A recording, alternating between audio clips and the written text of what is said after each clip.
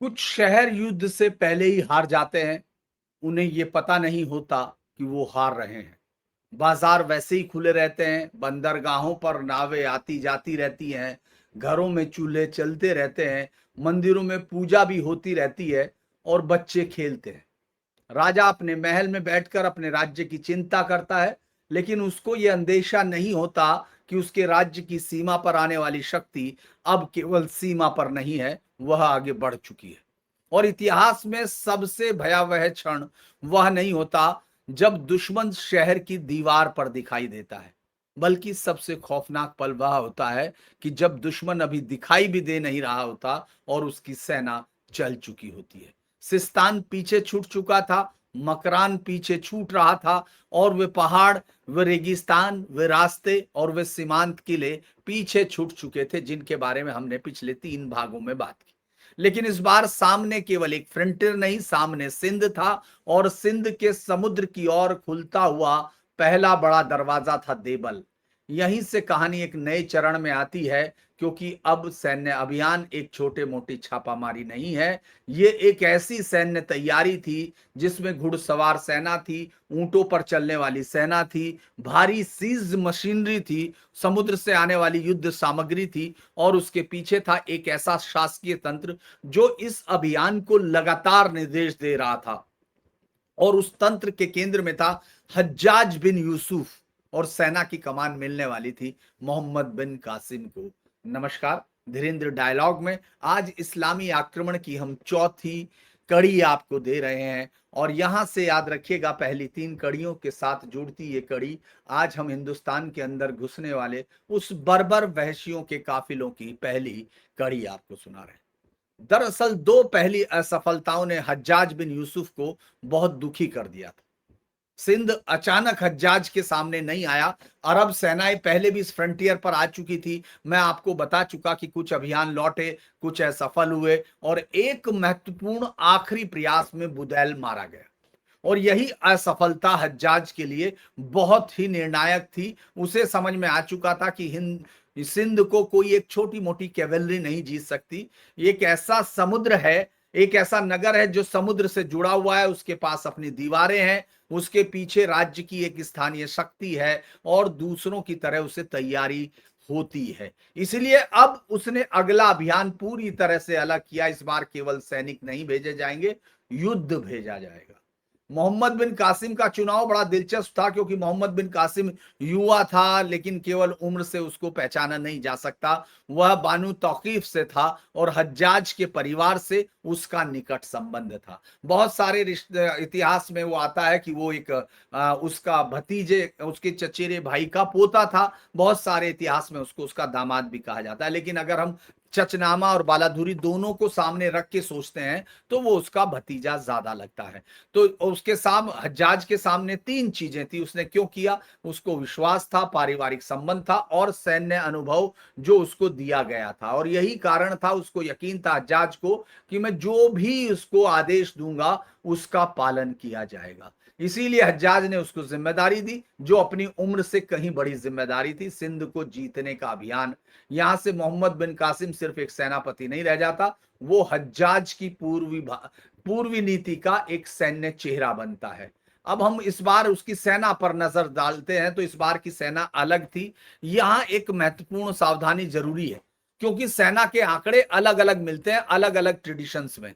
लेकिन चचनामा में कहा जाता है 6000 सीनियर सोल्जर थे, 6000 होर्समैन थे, कैमल ट्रूप्स थे और 3000 ऐसे वो थे ऊंट जिन पर सामान लादे गए थे, जो सहायक सामान थे।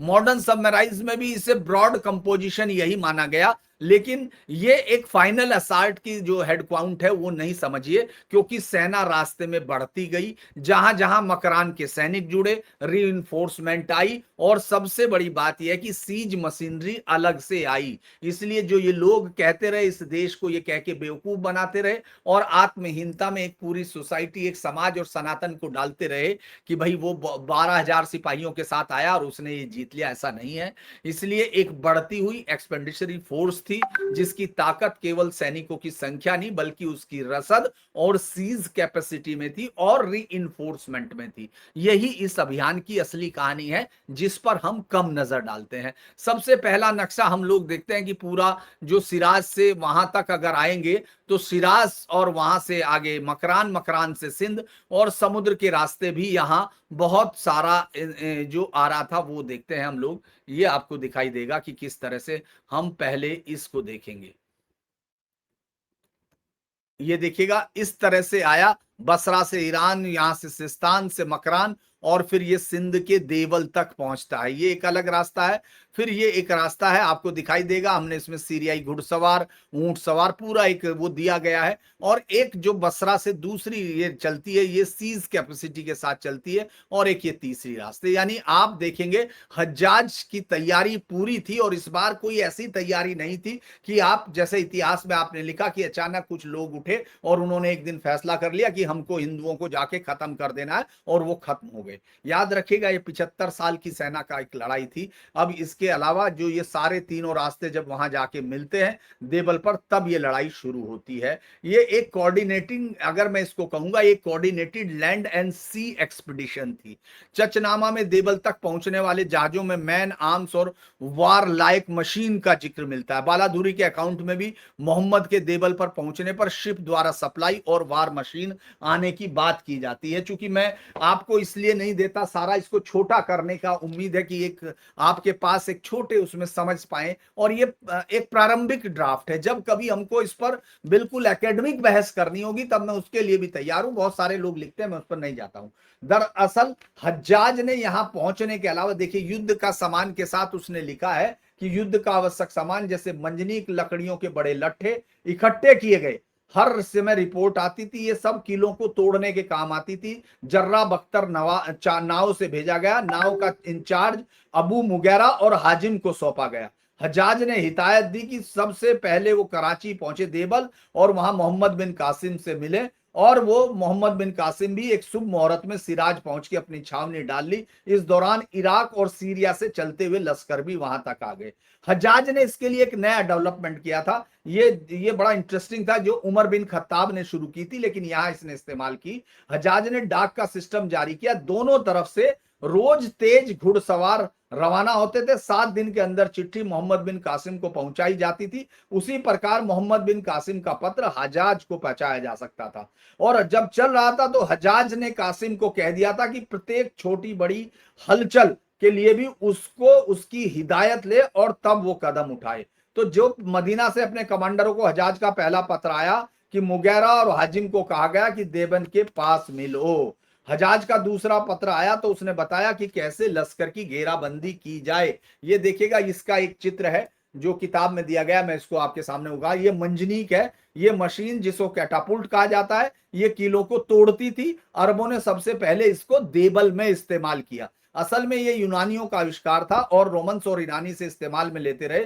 मोहम्मद बिन कासिम मंजनीक को जो खलीफा की नाव से यहाँ आई थी, सबसे पहले हिंदुस्तान की धरती पर यह इस्तेमाल हुआ। मैं चाहूं तो इसको और बहुत बड़ा कर सकता हूं, लेकिन आपको चूंकि थोड़ा सा समझ में आने के लिए हम इसको इसी इतने ही उससे चल रहे। मैं आपको इसके साथ बहुत सारी चीजें बाद में जिसको चाहिए उसके सवालों में जवाब दिया जा सकता। हज्जाज को पता था कि यह दीवार ऐसे नहीं टूटेगी। उसको मालूम था दीवारें तलवार से नहीं टूटती, इसीलिए उसने इसके लिए जो तैयारी की थी, घेराबंदी के लिए पत्थर, मशीन, रस्सियां, इंजीनियर और एक ऐसी ताकत जो लोगों को बाहर आने के लिए मजबूर करे, जिसका मैंने आपको फोटो दिखा मंजनीक। इसमें एक बड़ी फेमस मंजनीक आई थी, उसका नाम था अल अरूस, जिसको दुल्हन कहते हैं। ये सबसे ताकतवर थी और इसके लिए 500 लोग अकेले इसी मंजनीक पे लगाए गए थे। पत्थर से उस समय की किलो की जो सबसे ताकतवर बनावट हुआ करती थी उसको भी उधेड़ दिया करती थी। बालाधुरी की ट्रेडिशन में इसको इसी में बताया गया कि 500 लोग थे, यानी 500 लोग,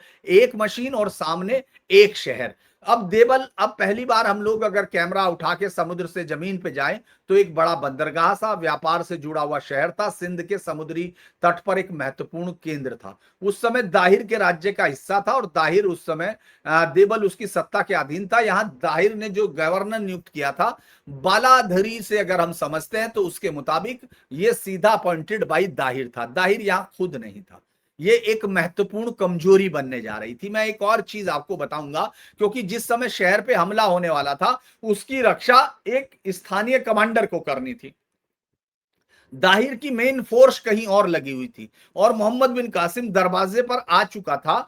एक और उसमें चचनामा में एक जिक्र आता है, वैसे तो मैंने कई सारी किताबें हैं, लेकिन चचनामा में चूंकि उस समय जयसिंह राजा दाहर का ज्येष्ठ पुत्र नैरून बराबर में था, उसका हाकिम था। उसने अपने पिता को पत्र लिखा कि अरबिस्तान से मोहम्मद कासिम एक बड़ा लश्कर लेकर देवल पहुंच चुका है, अतः लड़ाई के लिए आवश्यक हिदायतें भेजी जाएं। यहां दाहिर ने बहुत बड़ी गलती कर दी। उसने एक मोहम्मद अलाफी से सलाह ली, जो और अरब सेनाध्यक्ष के बारे में पूछा, तो अलाफी ने कहा मोहम्मद बिन कासिम अरब सेनाध्यक्ष हज्जाज का रिश्तेदार है और उसके पास बहुत बड़ा लश्कर है, और वो इसे पूर्णतया हथियारबंद मरने मारने के लिए उत्सुक है, इसलिए इसके सामने ना पड़े। क्योंकि उस कबीले का एक आदमी मेरे पास आया था और उसने बताया था कि अरब लश्कर में हर एक घुड़सवार प्रण लेके आया, कैसे भी हो तुम लोगों से बदला लेना है, और ऐसे जज्बाती और मजबूत लश्कर से जीतना संभव नहीं है।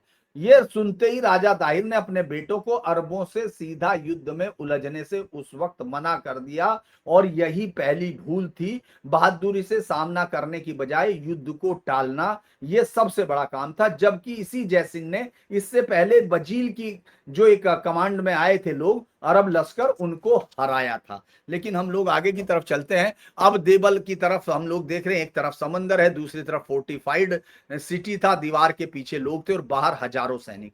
उसने अपना एक इंट्रेंचमेंट शहर के बाहर बनाया, अपने सैनिकों को अलग अलग बैनर के नीचे व्यवस्थित किया, और फिर अपनी बड़ी भारी मंजनीक स्थापित की। बालाधुरी में बताया गया कि एक जगह पर मंदिर देवल के अंदर से दिख रहा था, लाल झंडा, धार्मिक टेम्पल का स्ट्रक्चर था, और उसके ऊपर एक जो लाल झंडा था, हवा चलती थी वो पूरे शहर में बाहर से दिखाई देता था। और ये बड़ा इंपॉर्टेंट झंडा है। ये विश्वास और युद्ध तकनीक के टकराव की कहानी के बीच में हिंदुस्तान की हार की कहानी बताता है। लाल ध्वज, हमारे सोर्स हम लोग बिल्कुल क्लियर कर दें, लाल ध्वज और उसके तिलिस्म की कहानी चचनामा के ट्रेडिशन में है। बालाधुरी ने इसको बहुत छोटा करके बताया। चचनामा के भीतर एक वो कहता है कि एक ब्राह्मण ज्योतिषी बाहर आया और उसने कहा कि मेरी जान बख्शें, तो मैं आपको बताऊं। उसने कहा कि मंदिर के ध्वज स्तंभ में एक तिलिस्म जुड़ा हुआ है। रक्षकों में विश्वास है कि जब तक ये ध्वज खड़ा है, देवल की रक्षा बनी रहेगी। और यह सूचना मोहम्मद बिन कासिम के लिए बहुत निर्णायक थी, और उसके सामने एक विश्वास था। उसने एक महत्वपूर्ण नाम यहां आपको सुनाई देगा, जोबत सलमी। ये नाम मोहम्मद ने अपने इंजीनियर, ये जो इंजीनियर इसके साथ आया था, उसने कहा कि क्या वो मंदिर का डोम और उसको गिरा सकता है मंदिर को। चचनामा के पुराने अनुवाद में जोबत का उत्तर होता, हाँ, यदि कटापुल्ट में कुछ बदल दिया जाए तो उसमें से 3 कुछ चीजें हटाता है, और 3 पत्थरों से यह काम किया जाएगा, बदले में उसको 10,000 दिरहम देने का। यदि ऐसा फल हो गया तो उसने कहा था मेरे लिए कठोर दंड हो। तो ये चचनामा में आपको मिलता है, हम उसी रूप में दे रहे हैं। और ये प्रस्ताव मोहम्मद बिन कासिम उसको भेजता है हज्जाज के पास। चचनामा में हज्जाज का उत्तर आता है। ये 7 दिन तक ये सेना बाहर ऐसे ही बैठी रही, और उसी संदेश में एक आदेश भी था, और ये कहता है, चूंकि जब ये पूछता है कि इसका क्या करें, उसी वक्त हज्जाज कहता है कि ये तो करना ही है, यदि सिंध के अनय लोग मांगे, सिंध में जो बाकी हिस्से वो लोग प्रोटेक्शन मांगे, तो उनको जजिया दे के दी जा सकती है, लेकिन देवाल के लोगों को बकसना नहीं है। यानी देवल का निर्णय उसके जीतने से पहले लिया जा चुका था, केवल बस अब हमला करना बाकी था। मैं आपको एक थोड़ा सा और ये दिखाता हूं, मुझे आपको ये दिखाना होगा, हम लोग इसके लिए, मुझे थोड़ा सा आपको ये एक और देखिएगा। ये आपको ऐड टू स्क्रीन, ये देखिएगा, ये उस समय के पोर की है। अगर आपको दिख रहा हो, डेबल की घेराबंदी और पतन का चरण दर चरण है, ये कैसे घेराबंदी करी गई है, कैसे ये मंदिर आपको दिख रहा है, इसके ऊपर का ये ध्वज था, जिसके लिए एक ज्योतिष आया। इसमें भी है चचनामा में पूरा विस्तृत, लेकिन मैं आपको थोड़ा सा छोटा ही लेके आगे चल रहा हूं, ताकि हम इतिहास के इस पन्ने को और आगे जल्दी से जाए। और हज्जाज को चूंकि अब ये जो है 9वां दिन इसमें आता है। अगले दिन सेना को अलग अलग दिशाओं में लगाया जाता है, पूर्व, पश्चिम, उत्तर, दक्षिण, और बीच में मुख्य सेना, और फिर अल अरूस, 500 आदमी, रस्सियां, भारी पत्थर, और सामने वही लाल ध्वज। चचनामा के अनुसार ये पहला पत्थर गया, ध्वज फटा। दूसरा प्रहार मंदिर के डोम और पोल की तरफ किया गया, ध्वज स्तंभ टूट गया। तिलिस्म के टूटने की कहानी इसी प्रसंग में आती है। और अगर हम ये कहें कि जिस प्रतीक को शहर अपनी रक्षा का ताबीज समझ रहा था, वही उसके पतन का निशाना बन गया। अगर ध्वज गिरा और शहर की रक्षा टूट गई। ये चचनामा और बालाधुरी की परंपराएं यहां बिल्कुल एकदम आ जाती है, क्योंकि ध्वज टूटने से जो शहर के रक्षक हैं वो घबरा गए और वो बाहर निकलकर मुकाबला करने लगे। अरब आर्मी ने उनको पीछे धकेला, फिर सीढ़ियां लगाई गई, सैनिक दीवारों पर चढ़े और फिर देवल पर फाइनल असाल्ट हुआ। बलाधुरी के उसमें शहर शहर असाल्ट से लिया गया। ये सैन्य इतिहास है और इसके बाद केवल युद्ध का इतिहास नहीं बचता। देवल के अंदर दोस्तों शहर की दीवारें गिर चुकी हैं, रक्षा टूट चुकी है, गवर्नर भाग चुका है और विजेता सेना शहर के अंदर है। बालाधुरी की किताब में जो जिक्र आता है, 3 दिन तक विनाश का जिक्र आता है। मंदिर के पृष्ठ की हत्या की जाती है, इसके बाद मुस्लिम क्वार्टर्स, मॉस्क और 4000 की गैरिसन बनाई जाती है। इसमें कोई यूफिज्म नहीं है, क्योंकि डेबल कैप्चर्ड कह के ये घटना बहुत छोटी हो जाती है। शहर पर हमला हुआ, शहर गिरा, हत्या हुई और फिर एक नई सैन्य सत्ता। लेकिन चचनामा इसको विस्तार से बताता है, क्योंकि बलाधुरी को सुनेंगे तो कहानी अधूरी रह जाएगी। चचनामा में सारे नागरिक आते हैं और वो मर्सी मांगते हैं उस बादशाह से, उस विजेता से जो अभी अभी जीता है। तो मोहम्मद कासिम कहता है कि उसके पास उन्हें छोड़ने का आदेश नहीं है। 3 दिन की कालिंग, अगर हम उसके अनुवाद को अगर सब देखें तो उसमें लिखा, I had no order to spare anyone in the town. और 3 दिन तक कत्ल किया जाता है। एक आप समझिए, ये इसका किसी आधुनिक विरोधी का आरोप नहीं है। ये कैंपेन एक मुस्लिम एरा नैरेटिव ट्रेडिशन में दर्ज है और ये विवरण इस सीरीज में नहीं छिपा सकता मैं, कि चचनामा ट्रेडिशन में मंदिर में शरण लेने वाली 700 महिलाओं के कैप्टिव बनाने का है और इन सबको बांटने का है। यानी जो स्पेसिफिक फिगर है वो बताता है कि ये जो चचनाहा ट्रेडिशन है ये महिलाओं को किस तरह से उठाया गया उसके बारे में है। और ये कोई नंबर तो छोटा नहीं है, लेकिन छोड़ा नहीं जा सकता। आपको मैंने दिखाया कैसे दीवारें, कैसे स्केवल्ली, सब चीजें दिखाई जा रही है उस शहर में। अब ये लूट जो है, यहां नहीं कह सकते हम कि शहर जीत लिया गया, क्योंकि इसके बाद ये होता है कि बूटी कहां गई। चेचनामा ट्रेडिशन में देवाल के बाद धन संपत्ति, कैदी और अन्य बूटी के विभाजित होने का जिक्र आता है। एक हिस्सा सैनिकों में बांटा जाता है, एक एक हिस्सा खुम्स जिसको कहा जाता है, जो 5वां हिस्सा होता है उसको खलीफा के पास भेजा जाता है, बाकी सैनिकों में बांटा जाता है। ये कोई व्यक्तिगत लूट नहीं थी, ये एक ऐसी व्यवस्था थी जो बाद में दुनिया के लिए एक नरक बनने जा रही थी, क्योंकि विजय से प्राप्त माल का राजकीय धार्मिक हिस्सा और सैनिकों का हिस्सा निर्धारित था, जो पैगंबर खुद कर चुके। इसीलिए युद्ध की अर्थव्यवस्था इस कैंपेन का हिस्सा थी।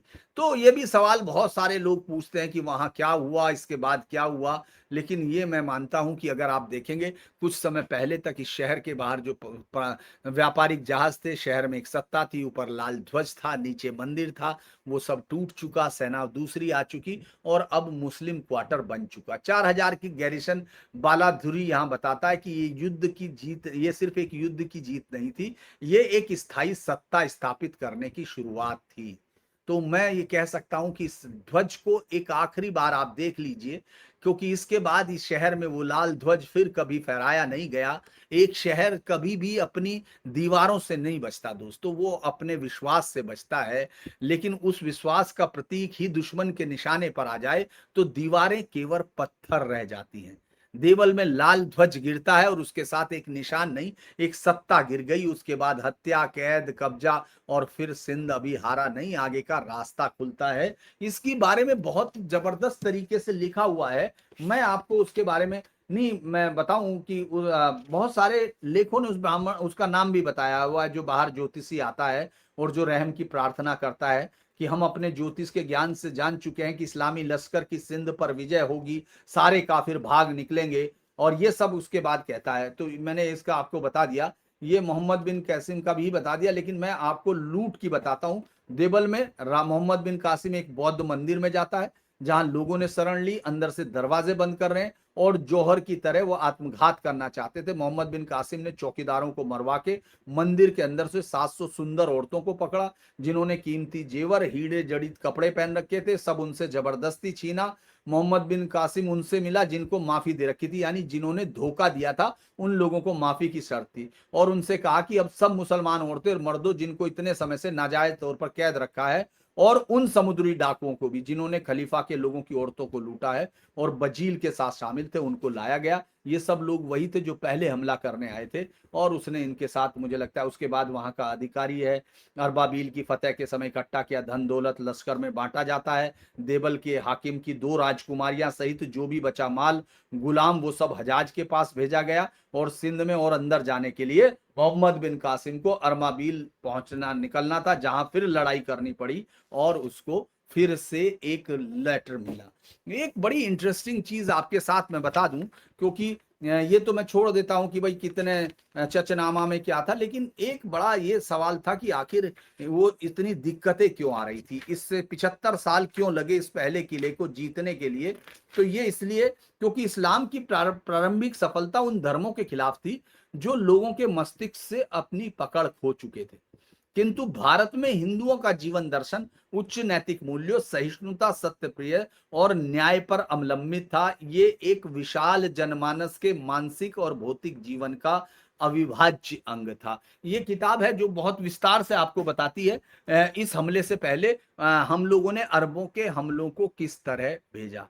अब मैं इससे आगे यही कह सकता हूं कि एक अब आगे की तरफ इस शहर को लेके चलना है, इसको लेकर चलते हैं कि फिर आगे क्या होगा, क्योंकि देवल के आगे अगला पड़ाव अब उत्तर की तरफ बढ़ेगा, नीरून, फिर सिविस्तान, फिर सिंधु, और फिर नदी के उस पार दाहिर है एक राजा जिसने कभी अभी राजधानी नहीं खोई, जिसके पास सेना अभी बाकी है, उसके पास हाथी हैं, किले हैं, सहयोगी हैं और अपनी दीवार। देवल गिर चुका, राजा दाहिर जिंदा है। तो देवल सिंध का पहला दरवाजा था और वो टूट चुका था, लेकिन दरवाजे के पार घर अभी बाकी था। मोहम्मद बिन कासिम को कुछ शहरों से आगे बढ़कर उस शक्ति से टकराना था जो सिंध के नाम पर खड़ी थी, और सामने थी सिंधु, और उसी के पार था राजा दाहिर। तो हमारे अगले हम एपिसोड में दोस्तों उसी राजा दाहिर के वहां चलेंगे। मैं आपको एक और मैप के साथ ये समझाने की कोशिश करता हूं कि ये किस तरह से हुआ, ये देखिएगा। मैं आपको ये बता देता हूं, ये ओरिजिनल सोर्स है। किसी ने मुझसे कहा था कि आप ओरिजिनल सोर्स बताइए, मुझे नॉलेज है, वो कह रहे थे कि मैं आपको बताऊंगा कि कैसे आप अपने इसको बेहतर करें। मुझे लगता है कि ये सोर्स है, आप उन सारे सोर्स को देख सकते हैं जिनका इसमें कोट है, बाकायदा, किसी के लिए नहीं। और ये भी आप एक बार देख सकते हैं, मैं ये दिखाऊं आपको, ये पूरा का पूरा एक मैप ऐसे है कि हज्जाज की युद्ध मशीन कैसे बनी, ये सारा उसके साथ है। साथ में नीचे मैंने मैप में देवल कैसे गिरा उसका एक छोटा सा तरीका है इसको जानने का। तो मुझे लगता है दोस्तों हम बहुत सारे इसमें पढ़ सकते हैं, मैं आपको इसमें और भी बहुत सारी चीजें दे सकता हूं, लेकिन मुझे लगता है कि हम छोटे छोटे से ये अंदाज लेते हुए चलें और बताएं लोगों को कि आखिर यहां तक पहुंचने वाले इस्लामिक हमलावरों का क्या रुख था, क्योंकि वो इकट्ठे होकर आए थे इस देश को बर्बाद करने, तबाह करने और गुलाम औरतों और यहाँ की संपत्तियों को दुनिया के बाजारों में ले जाने के लिए। तो आज के लिए इतना ही दोस्तों, अगर आपको ये पसंद आए तो आप इसको शेयर जरूर कीजिए। आज के लिए इतना ही, फिर मुलाकात होगी। नमस्कार।